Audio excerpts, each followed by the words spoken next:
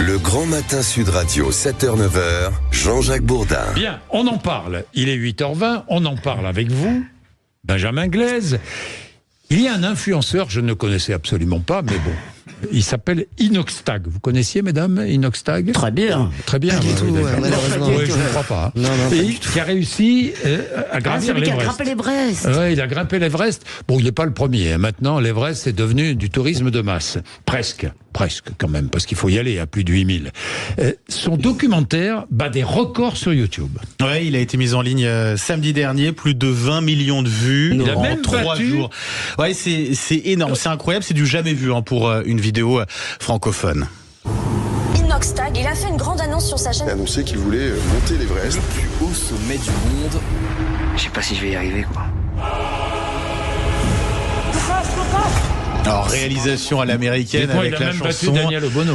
Oui, effectivement, sur Sud Radio. Pourquoi elle a monté l'Everest? Il est 13 millions de vues. Voilà, sur la polémique il y a quelques mois avec vous, Jean-Jacques Bourdin. Bon, le documentaire en question là, dont je vous parle, il dure près de 2h30. Il retrace donc l'ascension de l'Everest avec Oxygène et Sherpa, réalisé par Inoxtag. De son vrai nom, Inès Benazouz. C'est un influenceur de 22 ans. Son documentaire, il s'appelle Kaizen. Pourquoi? La réponse justement d'Inoxtag sur France Inter. C'est un mot japonais qui veut dire progresser jour après jour, petit à petit, à son pas, à son rythme, à sa mesure. Et voilà, il n'y a pas de grands rêves, il n'y a pas de petits rêves. Juste se lancer dans des petits challenges au quotidien et essayer de grandir et d'apprendre des choses. C'est ça que je voulais transmettre aux jeunes. Les jeunes qui valident, ils sont nombreux à être fans de ce youtubeur, mais le documentaire compte aussi ses détracteurs. Le plus virulent, c'est un alpiniste, Pascal Tourner. Que dit-il? Il dit que c'est une catastrophe auprès de du journal L'Équipe. Il explique, l'Everest, c'est devenu le Mont Saint-Michel à 1800 mètres. Inoxtag dénonce bien cette surfréquentation, mais il y participe aussi. C'est schizophrène. Sur les réseaux sociaux, d'autres dénoncent un caprice de riche. Et puis, dernière critique, en 2h30 de documentaire, à aucun moment, Inoxtag ne parle du changement climatique. L'influenceur en tout cas ne se démonte pas face à ces critiques. Il écrit tout simplement: arrêtons d'écouter les pessimistes. TF1, sachez-le, a prévu de diffuser ce documentaire en deuxième partie de soirée. Ce sera le 8 octobre prochain, juste après Koh-Lanta. Faut quand même le faire, 8800. Ouais, c'est de la jalousie pure, c'est de l'aigreur. Ce môme, il a tenté quelque chose. Il faut quand même. Moi, j'ai des copains qui ont fait l'Everest. Moi, bien sûr, jamais. Mais ça n'existe pas. Ça n'existe pas. Un sport de riche. L'Everest, à un moment donné, quand vous êtes lâché sur le camp de base, et c'est vrai qu'il est devenu une poubelle complètement à ciel ouvert, parce qu'en plus les hélicos ne montent plus à cette altitude, donc on est obligé de descendre les poubelles avec les Sherpas.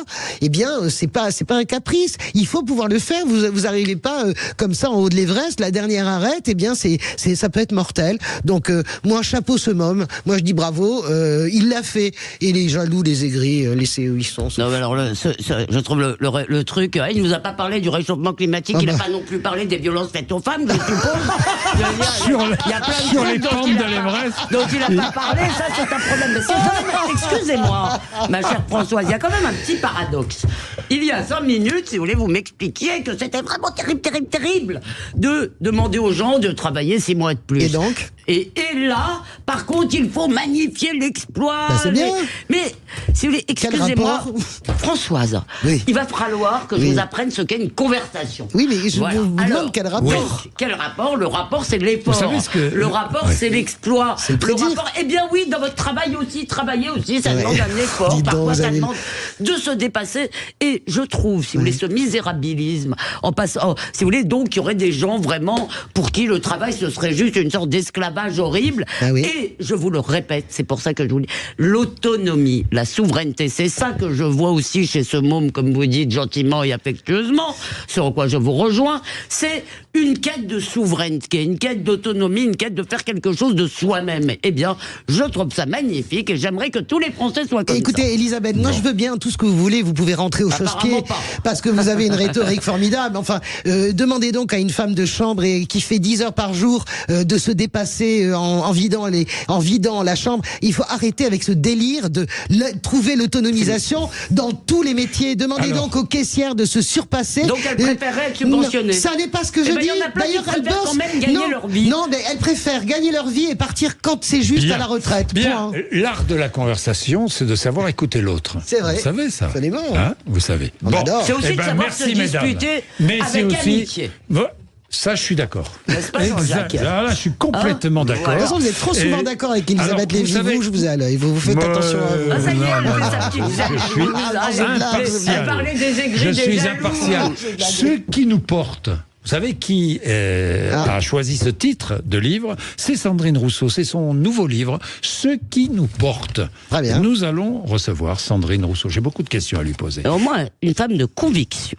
Je veux dire, ça, vous voyez, c'est sûr que Et je c'est peux une femme de préciser conviction. que Sandrine Rousseau a été le 7 octobre. Oui, Avec absolument. Olivier Faure, il y en avait deux à gauche. Oui, ça, Olivier c'est vrai. Faure et Oui. Sandrine Rousseau, Mais ça, c'est vrai. remarquable le 7 octobre. Mais c'est vrai, c'est Fantastique, vrai. j'oublierai jamais. Il est 8h30. Je plus Merci sois. d'être avec nous.